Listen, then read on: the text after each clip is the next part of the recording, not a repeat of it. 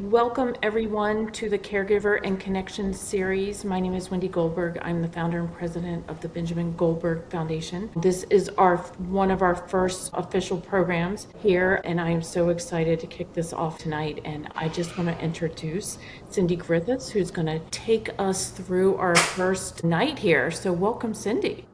Well, thank you. Thank you so much. I'm so excited to do this. And I love that we're starting the series off with kind of a spiritual aspect. Mm-hmm. I'm glad I could fill that in. And so why don't we get started? You know, originally, Wendy, I was telling you earlier, I was going to do a PowerPoint and I had all these ideas.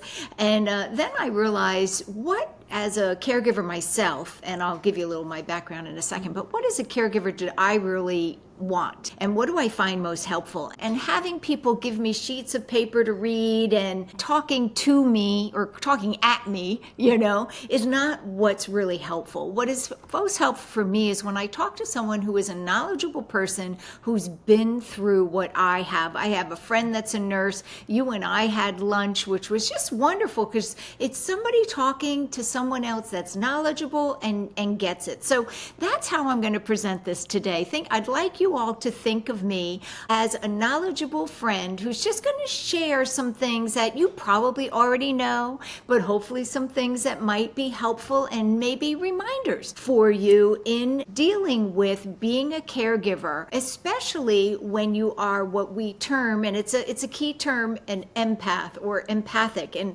I'll talk about that. But first, where am I coming from? I've been a caregiver a number of times. My husband, when we first started dating, came down with stage 4 lung and bone cancer, and I was a caregiver then. Thankfully, he was cancer-free in 6 months and then had dealt with cancer for 20 years, and then he had bladder cancer and caregiver role again, and now he's dealing with a third cancer. So that's kind of ongoing right now. But so I've played the caregiver role. I've also played caregiver a little bit more distant with my mom and my dad. So they've passed on and at this point, but they were just dealing with old age and so the caregiver. So we can be a caregiver for someone who has a terminal illness and someone who has any sort of illness, and whether it's terminal or not, it doesn't negate the drain and the difficulties and the rewards, of course, of being a caregiver. So we're going to basically focus on how caregiving affects us on a mental, emotional, spiritual, and physical level from the idea of being an empath or being empathic. So what does that mean? You can be empathetic.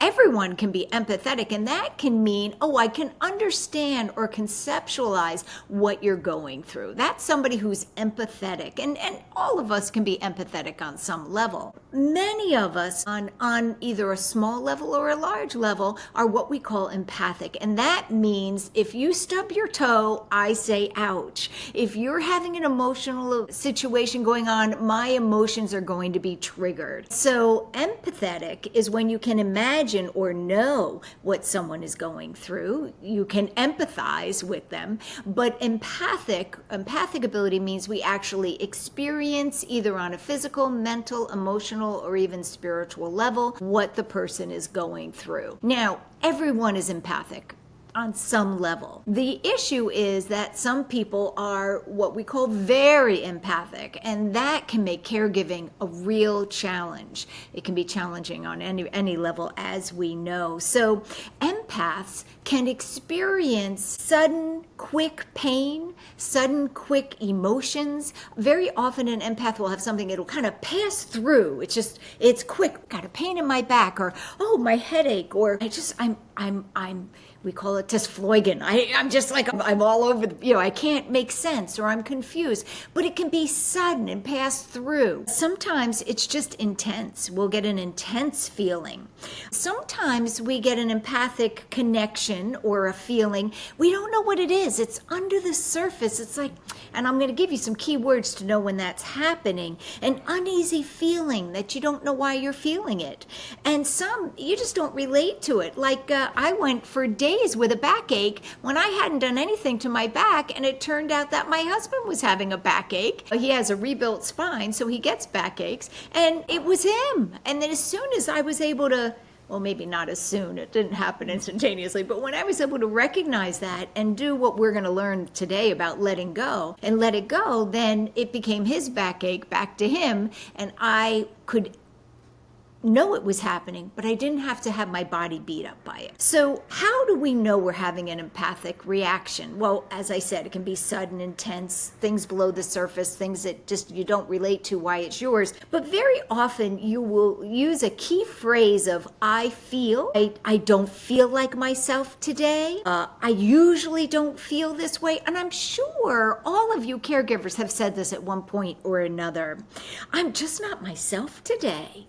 Well, who are you, right? So remember, empaths pick up other people's stuff. And so if you're not feeling like yourself, or you're feeling something you don't normally feel, I don't know why I'm so, whatever, hungry, thirsty, whatever it may be, or I just don't know what I feel. So very often when you use these I feel statements, that's a sign to pay attention.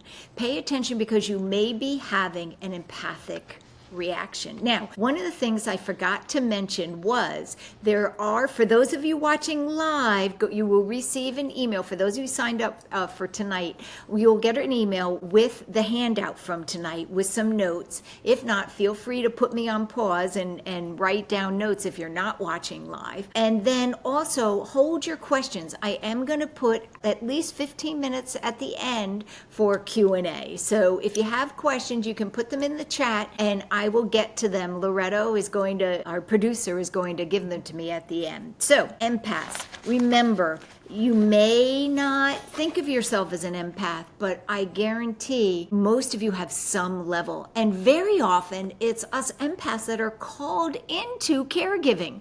Now, I will say sometimes you're not drawn to being a caregiver. Situationally, you are, right? But there are others that are just drawn to be a caregiver, and very often these are very strong empaths. So again, feelings in your body that aren't necessarily yours, physical sensations, discomforts, tingling. You may get these empathic reactions, I think is a good way to word it, in many different ways. Physically, it doesn't always come, oh, my husband has a backache, so I have a backache, or my wife has a headache, so I have a headache. It may just be, oh, I feel like, something's going on in my head area, and it's that you're caregiving for someone who has that issue. Now, sometimes it comes emotional. It's not physical at all. It comes emotional. And those are hard because, as you know, as a caregiver, you're emotional anyway, right? Most of us are emotional up to here, so it doesn't take much to throw us over. But we may get a strong emotion that comes quickly or one that kind of sneaks up. Very often that's a sign that it's someone else's emotion that you are connecting to and you are having their emotion, or an emotion that's unfamiliar. I had a situation recently where the person I was caregiving was under a medication, and I didn't realize it, but all of a sudden I was not in a good place. Emotionally, I was confused. I was feeling things that I don't normally feel because I have a pretty good outlook. I can look at things that are hard and it doesn't mean I pretend they're not hard, but I got a pretty good outlook, and I couldn't get out of my own way emotionally. And it wasn't until the person I'm a caregiver for started weaning off that medication that I realized it was not me. It was not my emotion.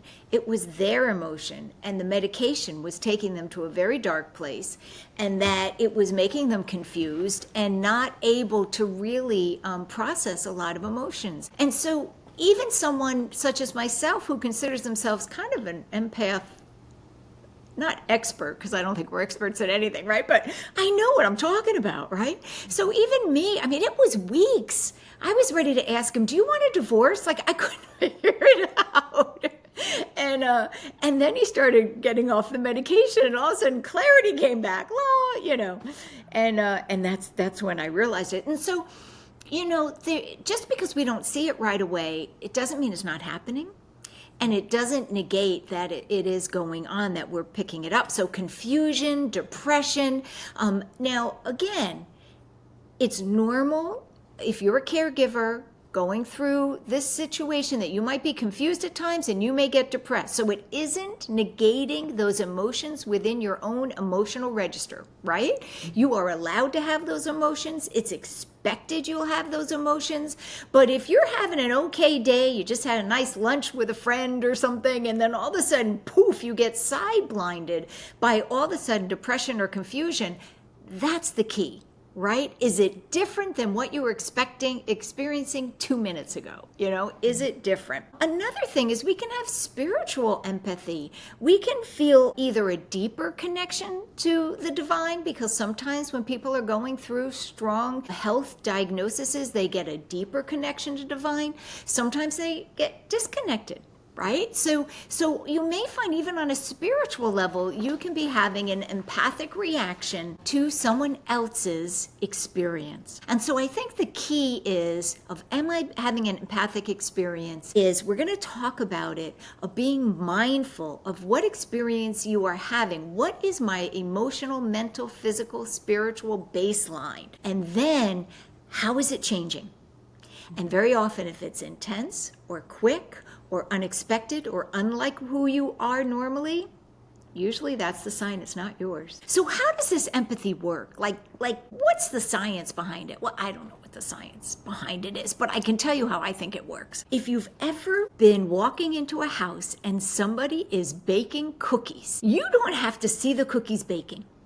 Right? It just wafts, right? Whether it's the scent or whatever, it wafts, and it will have a physical reaction.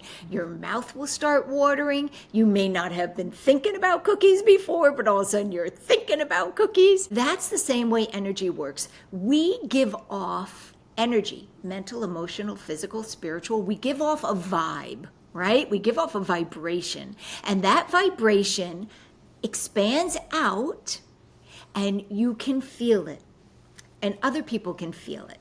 And so just like you can walk into a house and smell the cookies, you can also, and know that's cookies, you can also go into a person's energy field or a person's environment, and I will say you don't have to be in their environment to feel it, but it's most prominent in their environment, and they are wafting off energy. And as a caregiver, you are in their field. Whether you are having lunch with your friend and you're nowhere near them, or you are sitting next to them on the couch watching TV, you are in their energy field. Now I'm going to talk about why, but be aware that it's not distance created. It's not necessarily like the cookie, right? It's more like the skunk, right? You can be miles away from a skunk, and then all of a sudden you smell it, right? And when we don't know what the energy is, when we're not familiar with the energy, we're going to say it's all sorts of other things, right? So I will tell you a funny story, and I'll make it quick, but my brother-in-law is from Australia, and they don't have skunks in Australia. So him and my sister are in America driving along the highway, and he starts to smell something. He doesn't know what it is.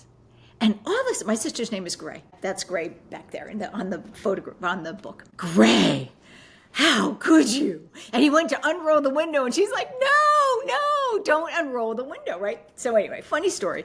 But it's true. He didn't know what that was. And so he misdiagnosed it, so to speak, and thought it was my sister. Meanwhile, think about that with when you're empathic. You don't know what a deep, dark place maybe is. But so you misdiagnose it. Does my husband want a divorce? I can't tell you. I went some deep, dark places with this. So it's going to be a good example, right? It wasn't a fun time. So until I figured it out, and then by then it was over. If you don't recognize the energy, so let's say it's just totally different from your disposition, or you're getting pains in places. Like my husband, poor thing, has sunburn on his face, it's up his nose. I mean, so if my face I've been putting on more face cream. I've been feeling so dry. It's empathic. It's an empathic connection. There is nothing wrong with, well, I'm getting older, but besides that, there's nothing wrong with my face that needs more face cream than what I normally put on. But I've just been having this urge to put on more face cream. Now, is it going to hurt me? No. But if I'm walking around, because that's a silly example, but if I'm walking around in a deep, dark place thinking it's me because I don't recognize these feelings, that can be hurtful. And it was a very difficult time. So we may misjudge energies because we don't know. We may think it's ours. Right? Now, everyone is sensitive to these energies. Empaths are just more sensitive. You will be able to, whether you consider yourself an empath or not, you will relate to some of the things I talk about. I'm going to go deeper into the challenges as they have to do with being a caregiver. But I'm going to go through them quickly because I want to spend more time on the solutions. So everyone's different. You may not relate to all of these. So just leave behind what you don't relate to. But you may feel, like we said, what a loved one's experiencing. Because of that, you may feel uber strong that you need to fix it because it hurts. It hurts you, it hurts them. You want to take care of every one of their needs because when they're frustrated, you're frustrated. Now, a lot of times this is going on unconsciously, right? So we don't need to judge ourselves or beat ourselves up. It's just natural, right? But these are some of the challenges, especially if you are a strong empath. It can be almost like you're afraid to leave the house because the person may have a need and you're going to suffer from that, or you're going to feel that. You don't have to suffer. We're going to talk about how to solve this stuff in a minute. But you also, when your loved one is peaceful, you're peaceful. And so there is, again, this real strong urge to get people to be peaceful. You tend to hyper-focus on what your loved one needs at the expense of your own needs, because their needs to an empath are your needs. Right? You need them to feel better so that you don't have to feel that on top of your own stuff, right? You have trouble separating your energy, especially until you recognize what's yours and what's not yours. It's hard to separate. And then it can be, as I said, confusing. Why am I so thirsty? Well, maybe you're not thirsty. Maybe it's your loved one that's thirsty. Now, places like doctor's offices can be incredibly difficult. I was talking to someone whose fiance is paraplegic. Whatever his legs don't work. He's in a wheelchair. And so she's in doctor's offices like, any caregiver is quite a bit. She actually wears like a scarf, or I've seen people wear hoodies just to like block themselves off, because in a doctor's office, you're not only, remember that wafting cookie? Well, imagine in a doctor's office, you have chocolate chip, oatmeal raisin, you may even have some yogurt in there, and then maybe Negative Nelly is like spoiled milk, right? Like you are just picking up everything. And so we're going to talk about solutions for that, because that can be very difficult for an empath, even sitting in the doctor's office. You may go through all this range of emotions, and you were fine when you walked in, but all of a sudden you're worried. Is your husband going to fall? Is your wife going to need you for something? I mean, well, they're fine, but it's other people's stuff. So now we're going to enter a judgment-free zone, because along with challenges, we know there's challenges to self-care. Right? We know one of the major solutions is taking care of yourself, right? If everybody had a clean house, you wouldn't need to worry about cleaning everybody else's house, right? If everybody took care of their own house. But it's hard to relax. It's hard to have self-care because you're still connected. Even if you're at the spa, you're still connected to your loved one, especially when you have that empathic connection, and any mother, any loved one, you're going to have that connection, whether they're sick or not, right? A mother knows, right? A parent knows, a loved one knows, right? You're going to have that connection, but it's more pronounced when someone's not feeling well. So even when you're at the spa, you're still partially connected unless you consciously detach. And we're going to talk about how to do that. One of the ways to do that is to imagine, let's say you're at that spa and you want to have that self-care, you're out lunch with a friend. Imagine or visualize your loved one with, you can, if you have a spiritual belief, you can see it as, what a religious figure shining love and light on that loved one, taking care of all your loved one's needs. If you don't, you can just imagine them in a cloud of loving light, right? But it's separate from you. In other words, you are not the source of that love, that guidance, or whatever. And then you see yourself getting the same thing. But again, disconnected. So the loved one over there, you over here, but you both getting what you need. And I like to visualize myself in like a golden elevator, or if you've ever seen Star Trek where they beam you up, I like to imagine myself in that beam of light and seeing my loved one over wherever they are in their own beam of light. And for me, I don't have a religious specific, I could. I love Mother Mary. I love Kuan Yin. Jesus is my friend too. I could have a lot of different deities. But for me, I just like to see a cloud of light coming from above, and I don't try to judge where it's coming from. So imagining them, imagining you, and that helps separate your energy field, but they're being taken care of. We also have trouble with self-care because we feel guilty because our suffering isn't near what their suffering is. But you know what? Suffering is not a relative thing. You know what? It's not. Just because your suffering is maybe not to the extent of theirs, it doesn't negate the fact that you are struggling, right? Caregivers have a hard job. And not only is it a hard job, but normally it's usually not the only job. Mm-hmm. Right? Now, I'm really blessed. I've been able to cut back on my work. As a matter of fact, this is the first talk I've given in a long time. I've cut back on my work. And my husband's pretty self-sufficient anyway. So I have it kind of lucky. But a lot of people don't. And so you have a lot on your plate. As a caregiver, it is imperative that you take care of yourself. So we feel guilty. We tend to minimize our needs. And then, we have these friends and family that want to help. And they want to give you self-care. And they suggest things that aren't helpful. Like a mother-in-law wanting to come visit to help. To me, that's not help. That's like, or somebody says, I'll come, let me come over and help you out. What I really want help with is someone, if you want to take out the garbage, God, that would be real help. We used to have, when Dave was diagnosed the first time, we lived in a place with sulfur water. And so we had to have bottled water. And they didn't have the smaller water things, right? You only had the 5-gallon jug. I'm all 5'1.5", I couldn't lift the 5-foot jug. And so a friend of Dave's drove 45 minutes once a week to put that 5-gallon jug into that bottle. And he doesn't know, to this day probably, but that was the most helpful thing someone could do. And so one of the things I think is really important, empath or caregiver or whatever, is to be able to say, that's so thoughtful. You know what?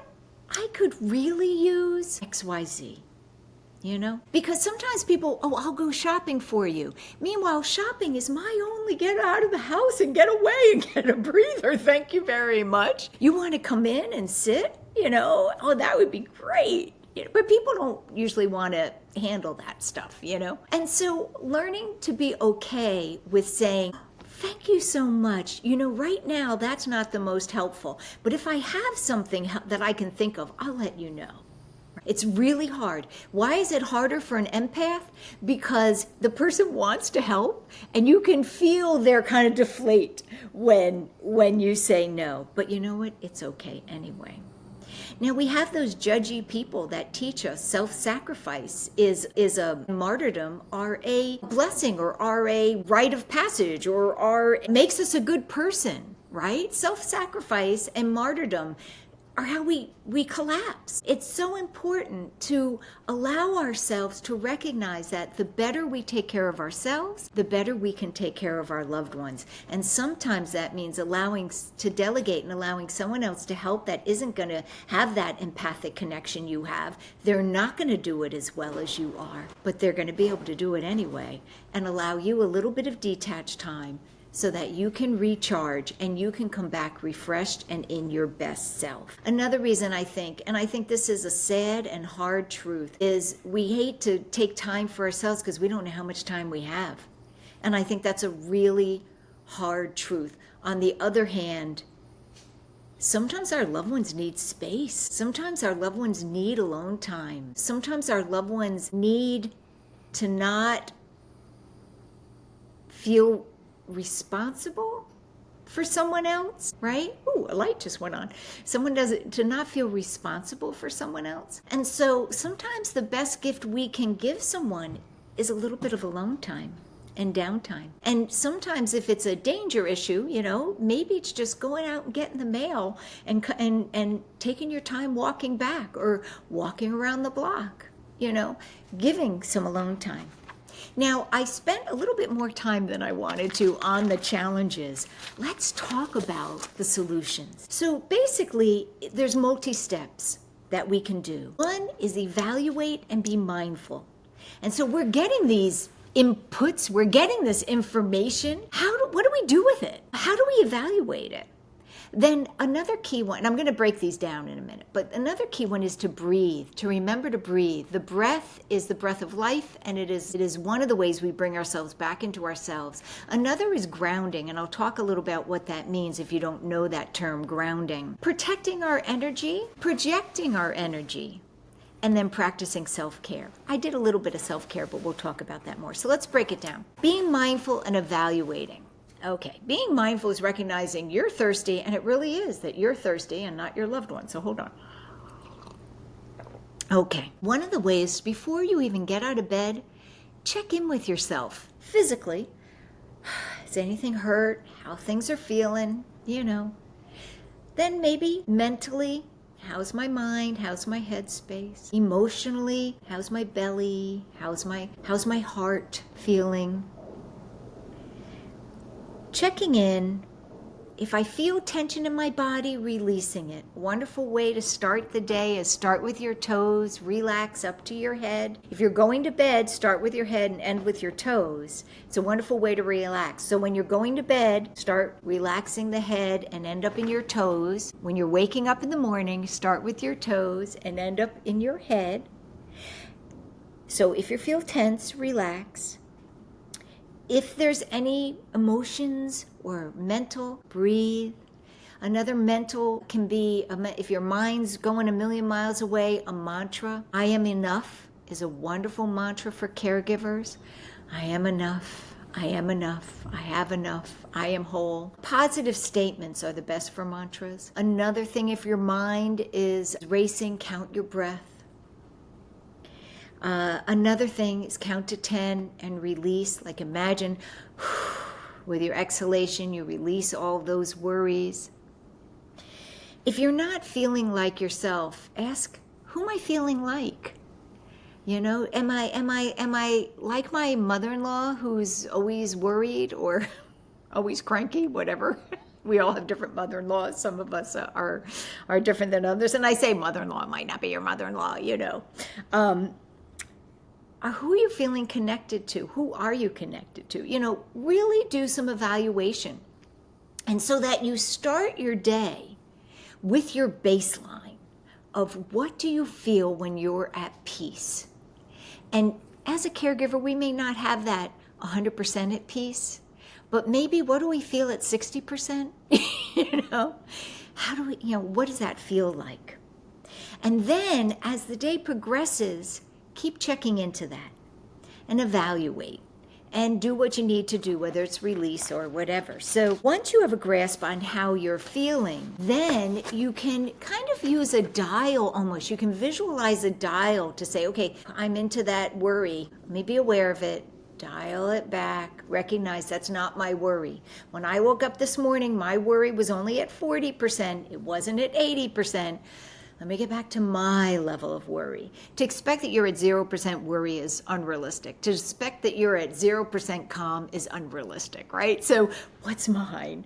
And then, that isn't mine. Dial it back. Now, sometimes we can say, all right, this information that's coming, all right, I'm at 80% worry. Is this information helpful? Is it calling me to action? Because sometimes a worry will come on and it is coming. And maybe it's the universe saying you should be worrying a little bit more, And then is it calling me to action? If not, if there's nothing I can do about it, it's not calling me to action, it's not asking me to do something, dial it back, right? Become aware. Another way to let it go, if you say, oh, you know what? That's their depression. That's their emotion. That's their whatever, pain. Is to literally or figuratively, I like to sometimes do it literally, go to the sink, wash your hands. I wash my hands of that and just let it go. You don't have to be near water.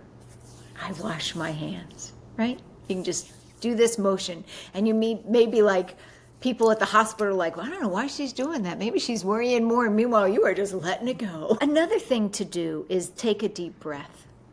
And sometimes just breathing, making sure your shoulders are down, pay attention to your posture, maybe roll those shoulders a little bit. One of the things that I like to do when I realize I'm not at my baseline, breathe and imagine divine light, golden light, white light, whatever. And again, if you have a religious affiliation, you can see Jesus sending that down to you, Buddha sending it, whatever, I'm a fan of Mother Mary and Kuan Yin, them sending it down. But anyway, I just do golden light. And I just see it washing over me in a very reassuring, but again, not expecting to get to 0% worry, because that's not realistic, reassuring energy and vibration. Practicing prayer, meditation can be really helpful. A lot of times people don't know what to pray for, and that's normal. Praying for whatever's the highest and most loving good, I find to be the most helpful prayer, because sometimes praying for everything to be, for everybody to get better isn't realistic and you can't feel it, whereas highest and most loving good you can get behind. The golden light meditation, and I'm just going to take a second. I want you, if you're watching, to just close your eyes for a second and imagine golden light or white light coming from the divine and just washing over you, spreading calm energy all over your body. And like you're a sponge, you take it in, and then as you breathe, expand it out as far as you need and allow it to dissipate. It takes literally, what was that, a second or two? So you bring it in, absorb it in, breathe it out, allow it to dissipate. Using that in a doctor's office is wonderful. And you can do that with your eyes open, with your eyes closed. It doesn't matter. You don't need to sit like a pretzel and look like a Zen Buddhist, right? You can just bring in that. And then maybe I am enough, right? I find that that's really helpful, especially for doctor's offices. Grounding is another way where we just feel our feet on the floor. Another grounding technique can be to send roots down into the earth like you're a tree. Just imagine you're a tree and grow those roots deep. But even feeling your feet on the floor can help you. It brings you back out of your head and back into your body and back into yourself, right? Sometimes we need to protect ourselves, though, and sometimes that's taking a step back literally. We're with Negative Nelly, or the doctor who says, things are grim. We actually had a doctor say that to us. It's a grim diagnosis, with his eyebrows. He had funny eyebrows. We kept focusing on the eyebrows, not what he was saying. But anyway, and sometimes just taking a step backwards, it allows you to detach from the Negative Nelly's energy even. Take a breath, feel your feet on the floor, maybe even say your name to yourself. Otherwise, people think you're going crazy. I am Cindy, I am Wendy, whatever you need, Regroup and then re-engage.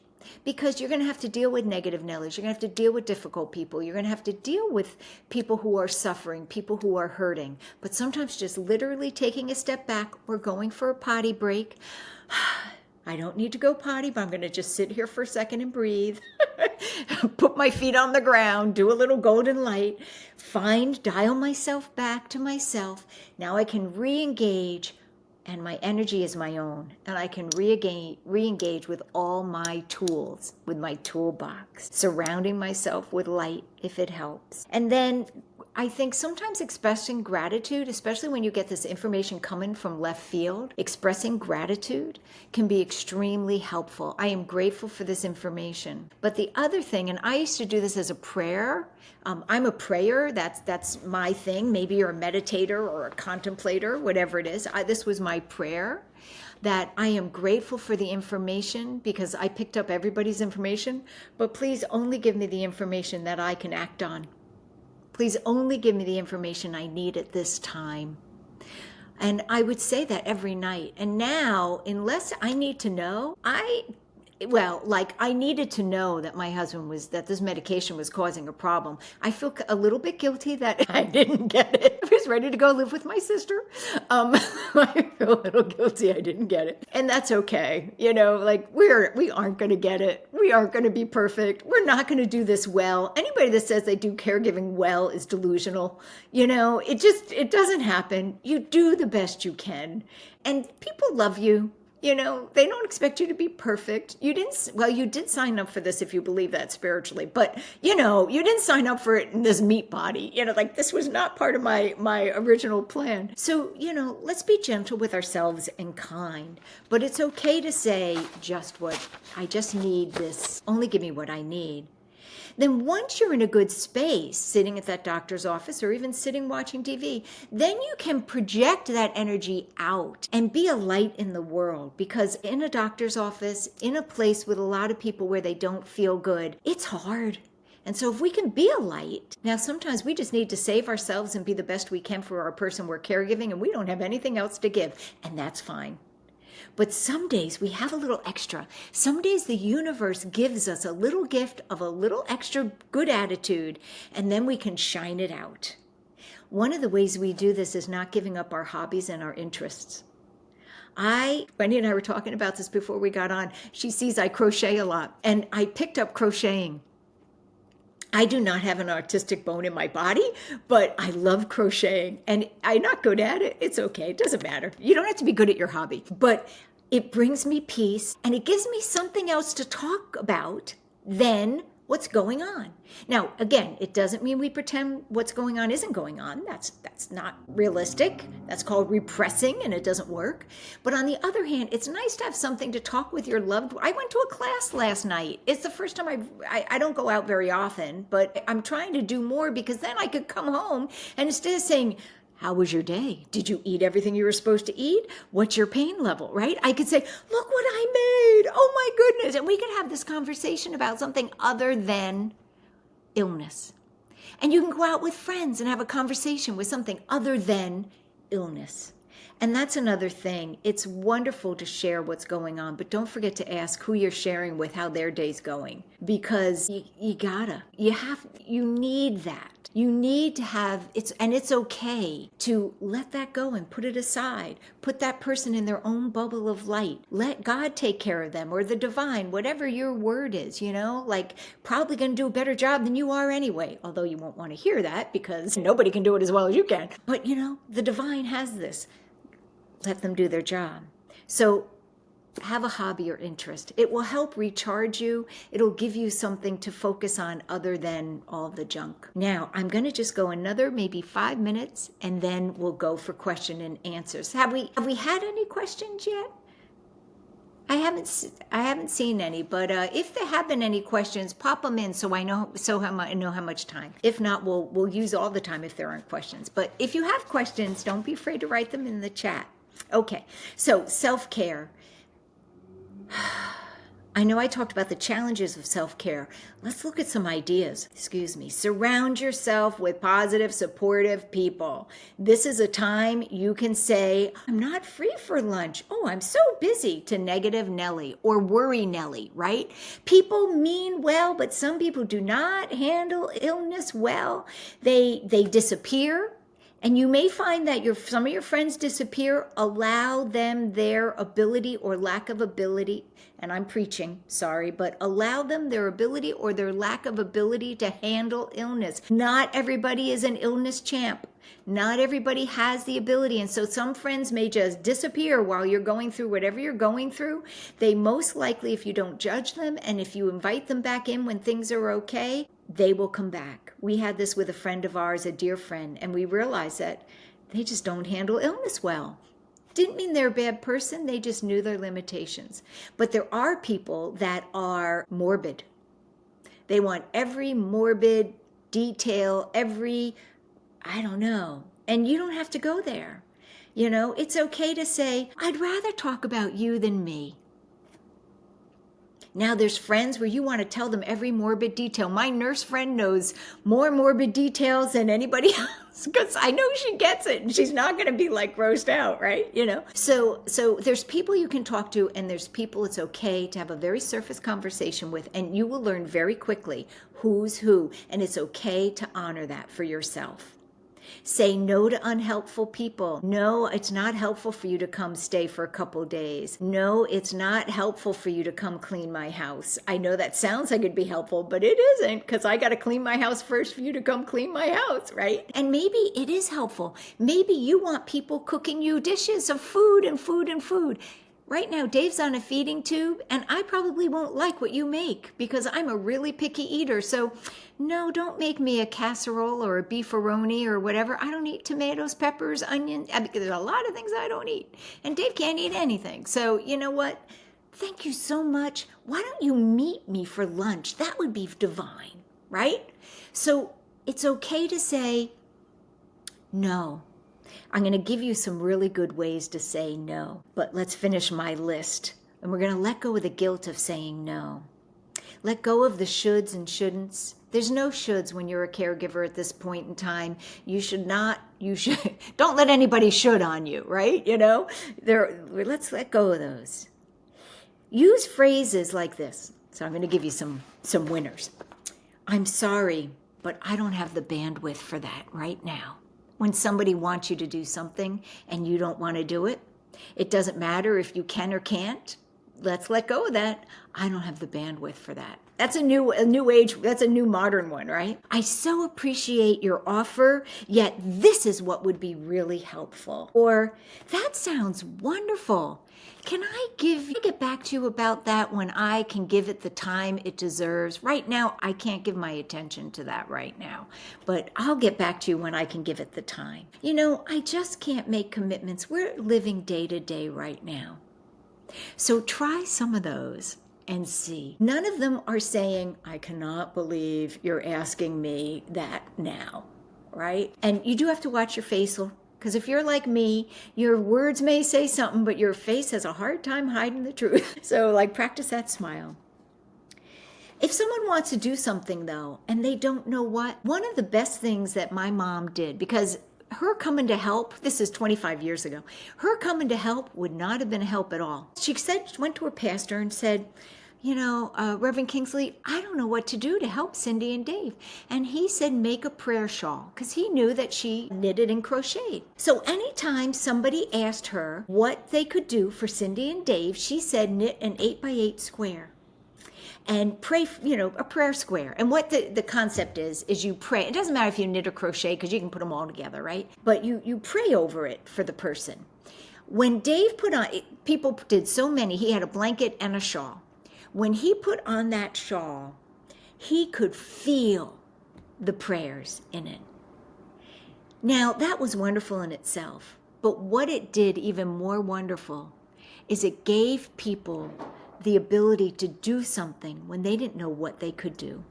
And so then they sent it to my mom, and my mom put them all together, and she prayed while she put it together, right? But that's a wonderful thing. If you know anybody that's creative, they could make a quilted, square. It doesn't matter, because you can put anything together. That's a wonderful way. When someone wants to help and they don't know, they're not really helpful. That's a way to do it. Another thing, and I'm going to finish with these two things, and then I haven't seen any questions or answers, but we'll finish up with these two things.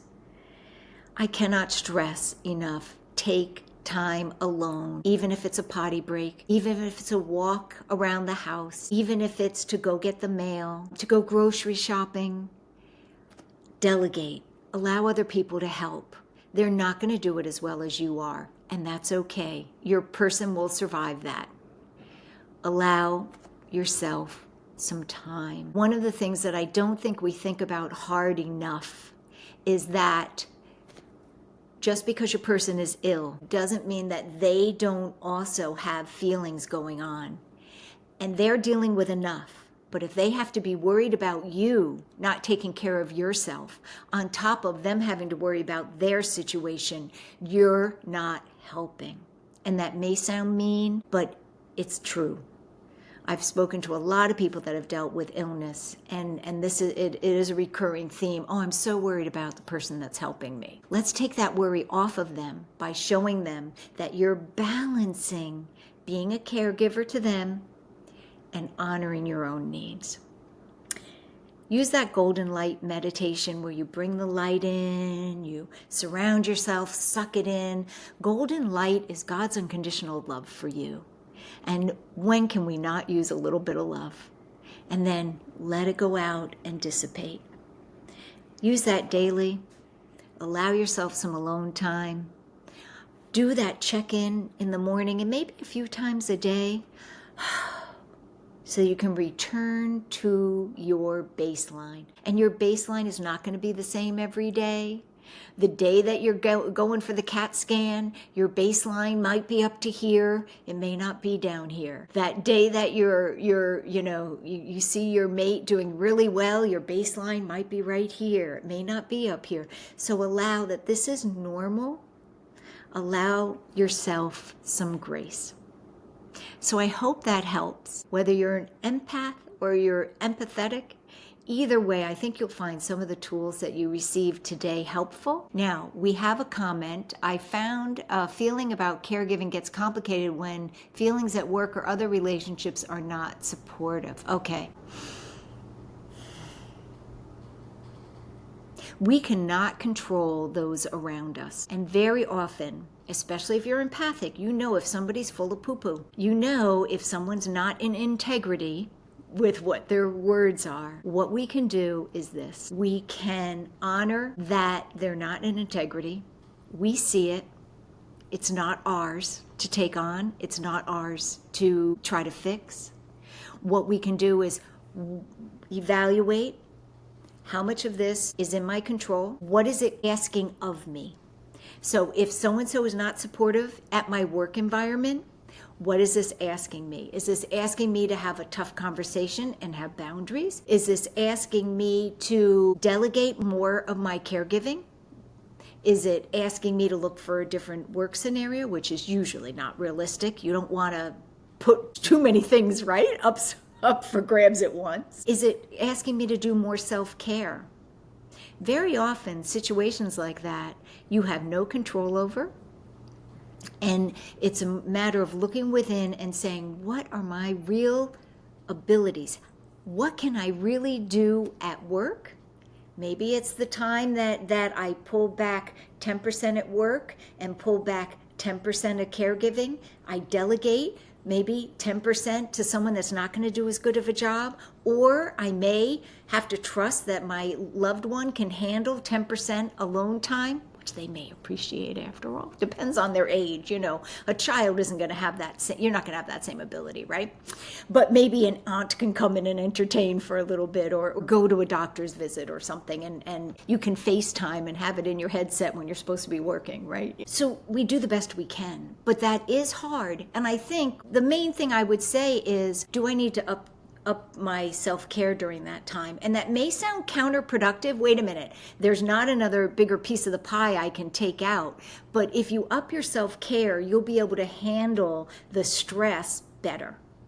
And that may be during the workday, more potty breaks where you just go and you just do a little meditation, or a work slow down a little bit. But being honest, sometimes it really calls for an honest conversation with your workers, co-workers, whatever. And if somebody's not in integrity, that's not your problem. If they say, oh, I'm so sorry to hear you're going through this, take it and run with it. No, I'm so glad you understand. I'm not going to be able to come in on Thursday. Isn't that fabulous? Bye. That's their problem. You can't fix that. The problem is that you'll know it, and it's their lack of integrity. So any other thoughts or questions that have come about? because we have about 5 minutes left. You know, Cindy, I was just going to read, we had one audience member that had to pop off early, but I just wanted to share what she wrote. She said, working with hands is a wonderful healing thing, being able to switch off the mind and activate other nerve endings. I thought that was interesting. She said, thank you for this session and recognizing that empaths have it more difficult than many when it comes to caregiving. Yes, appreciate the recording. Okay. The thing with the hands, washing the hands is wonderful, and it does do more than the psychological washing the hands. It is activating the chakras, and the hand chakras are where our healing comes from. Like if you see people do hands on, most often, I mean, our whole bodies are healing. We can radiate it out our nose if that's how we want to do it, but most people work through the hands. And so washing the hands, that act of washing the hands is also activating those chakras. And so it does bring in a little self-healing. You know, things like massages. I just got a massage the other day. I've gotten, since I usually would get a massage a year maybe, and I think I've gotten 3 in the past couple months, you know. And again, touch is important. One of the things that I find people who have been ill miss most is touch, because you know you're almost afraid to touch the person, and sometimes reaching out and touching. And also, I know you're having someone talk about not treating your loved one like a baby, so I didn't bother bringing that up because you're going to have a conversation on that. I know I do it, and it annoys my husband to no end, and so I've tried to be more mindful. And also, you know, if you joke with your loved one, keep joking. Don't treat them as broken or different. It's not helpful. If you, like my girlfriend was, she passed away the next day. She was dying of lung cancer. And we used to tease each other mercifully. So, you know, I said to her, I went in to visit her and I'm like, you know, I am over waiting to go get my nails done. I am going to go get my nails done. I am not waiting for you anymore. You know, and I think her husband was like mortified, you know, but she laughed, you know, because that's our relationship. And so whether someone's on their last minute, or they are just starting the journey, or they're in the middle of it, or they've recovered now and they're gloriously on their way to their next journey. Yeah, be real and don't treat them differently. I think that's another thing. It doesn't have to do with empath, but I think it's just another tip from someone who has, I mean, this is the 3rd round we're going through. So Yeah, I mean, Cindy, so many people, you know, these caregiving situations, they're long term. You know, it's not, these aren't acute. And I think sometimes, you know, even though we may know that, but to hold that for years sometimes is really, really, really hard. Yeah. So, I mean, I was really blessed. Dave was cancer-free for 22 years. You know what I mean? He was disabled from it because the cancer had eaten through his spine and his spine collapsed. And so he had a rebuilt spine, he had neuropathy, all these other things. But we traveled, we've had a fabulous life. And I'm looking forward to that again. You know, right now he's in the middle of radiation. Everything stinks. You know, like everything's hard. But he's off that medication, which is much better. Yeah. And I just have to share. Being a patient myself and a caregiver patient myself, it's interesting because I have to see it on both sides. But I remember Ben was very young. He was 5 at the time, early diagnosed. And he looked at me in the hospital one time and said, Mom, why aren't you going to ballet anymore? Yeah. And I was just like, wow. I mean, the fact that he noticed. Yeah. And then said it because he wanted me to keep doing it. Yeah. You know, it was really interesting. And I think that kind of gave me permission very early on to keep up. Well, that's my point, right? You don't want your loved one to feel guilty. They got enough, right? Don't make them feel guilty. Well, I mean, that's sounding cruel, but let's alleviate everything we can. And that we have control over, of taking care of yourself, doing things for yourself, so that the martyr is not a caregiver's role model, right? Martyr is not. Maybe you'd think differently, but it's not helpful, the martyr role model. And I think it's okay to say, no one can caregive for my loved one the way I can, but I gotta let other people do it anyway. And be okay with that, because ballet was who you were, you know, and it was a part of you, and you wanted Benjamin to know all of you, you know, and to have all of you. And so it's important for us not to portion off parts of ourselves during this time, because then it's like a loss. It's like a person's losing a part of us that they love. Yeah. Yeah, and I like this certain kind of tea. It was a yerba mate tea I drank every day, and we were at the hospital a lot. So I would just make sure I always had it in my purse, and in the afternoon I would have my tea time. Yeah. But it was just walking off to the family lounge to make my tea just brought some normalcy. Well, also it allowed you to disconnect. It allowed you to disconnect walking off, and we need that sometimes. I remember I didn't realize that at one point when my mother's in the hospital, and the nurse said, "Leave the poor woman alone." It's like, oops. Yeah, we can take cues from the staff sometimes, right? Oh, 'Cause yeah. I've seen it all. Yeah.